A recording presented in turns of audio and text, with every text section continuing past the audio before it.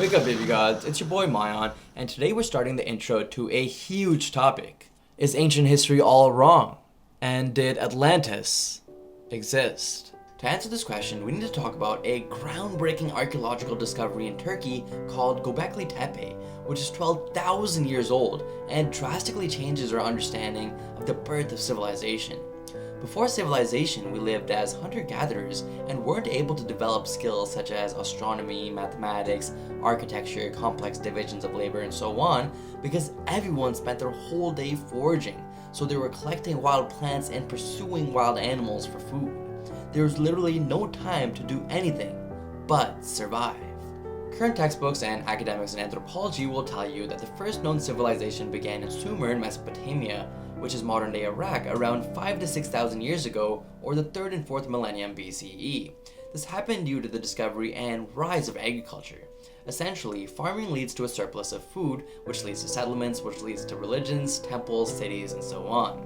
Instead of having the entire population waste their whole day searching for food, agriculture allowed part of the population to mass produce food, allowing the remainder of the population to develop other skills such as engineering, mathematics, astronomy, law, and other trades necessary for an advanced civilization. The Sumerian civilization was able to produce magnificent structures such as a ziggurat, but I would like you to take notice of how small these bricks were that were used. Now back to Gobekli Tepe. This site was discovered in modern-day Turkey by a German archaeological team under the direction of Klaus Schmidt. Gobekli Tepe was carbon dated to be 12,000 years old, which is 6,000 to 7,000 years older than the Sumerian civilization. The current narrative is that Gobekli Tepe was constructed by hunter-gatherers. But by just looking at this spectacular structure, does it really seem like something built by hunter-gatherers?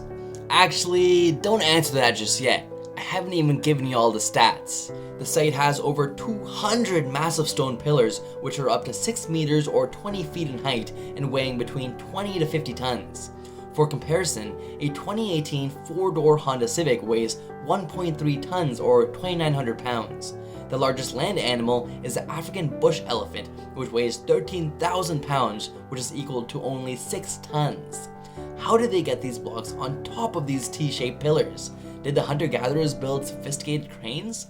Only around 5% of the site has been excavated, and ground-penetrating radar studies reveal that the entire site is 90,000 square meters in area, which is around the size of 20 football fields and 50 times larger than Stonehenge, but 6,000 years older, not to mention 7,000 years older than the Great Pyramid of Giza, which was built by a civilization, not hunter-gatherers. The Sumerians were smart and used tiny bricks, relatively speaking, which are a lot easier to maneuver when creating complex structures. Just look at modern day houses. We use tiny bricks, and most of the time we only cover the front face of the house. Not to mention they're only built to last a few hundred years, if that, let alone 12,000 years. Now let's get to the really trippy stuff. The reason the site is in such good condition is because around 8000 BCE, the site was deliberately buried and backfilled with soil and rocks. So why in the world would hunter-gatherers go through so much effort to create this structure only to bury it so we, 12,000 years later, could rediscover it? Did the ancients deliberately want us to find it thousands and thousands of years later? Did future generations decide to suppress the transfer of knowledge and history of an ancient past by hiding the site? What was their goal? Their motive? Furthermore, there are intricate carvings on the stones. Just look at this detailed 3D model on one of the pillars, which is made out of one piece of stone, so they literally sculpted these detailed figures while simultaneously carving the pillars out themselves. It is a lot harder to sculpt around something than to carve into something, as you can see here. Additionally, the structure is aligned to true north and has astronomical correlations. So you're telling me hunter-gatherers randomly decided to intricately carve stone blocks, had knowledge of astronomy, engineering, and decided to make it as hard as possible on themselves by using massive stone blocks which at minimum weighed over 3 African elephants. Now the banger. Is Gobekli Tepe evidence for Atlantis? Atlantis was first mentioned by the Greek philosopher Plato, who was informed by his grandfather Solon, who was informed by Egyptian priests that a great city named Atlantis fell 9,000 years before his time. 9,000 years before the time of Solon is 11,500 years ago. Gobekli Tepe is 11,500 years old.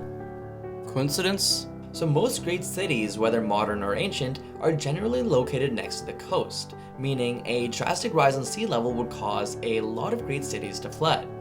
Atlantis was supposedly catastrophically flooded, so what could have caused this great city to sink? During the last ice age, huge parts of the Earth were covered in massive glacial ice sheets, including all of Canada.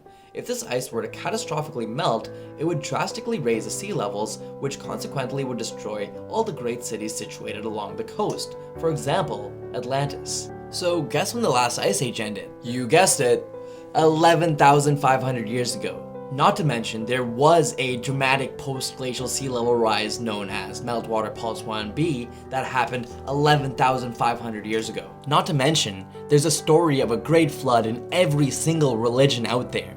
Coincidence? Don't get me started on the real age of the Sphinx, or the fact that this 12,000-year-old structure is related to civilizations across the globe, as similar motifs are found all across the ocean. For example, Easter Island, Peru, Africa, Australia, and so on. But like usual, I'm getting ahead of myself. This is a huge topic and we will get back into this in future videos.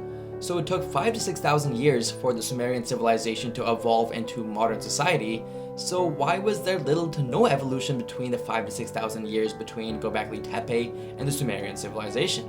Was Gobekli Tepe the remnants of a declining civilization? Was there a technology transfer between an advanced precursor civilization and the builders of Gobekli Tepe? And lastly, did an advanced global civilization, or Atlantis, exist 11,500 years ago? Please like, share, and subscribe, and let me know what you think in the comments below. If there's any topics you'd like me to cover in future videos, let me know in the comments below as well. New video coming next week, but till then, stay woke, baby gods.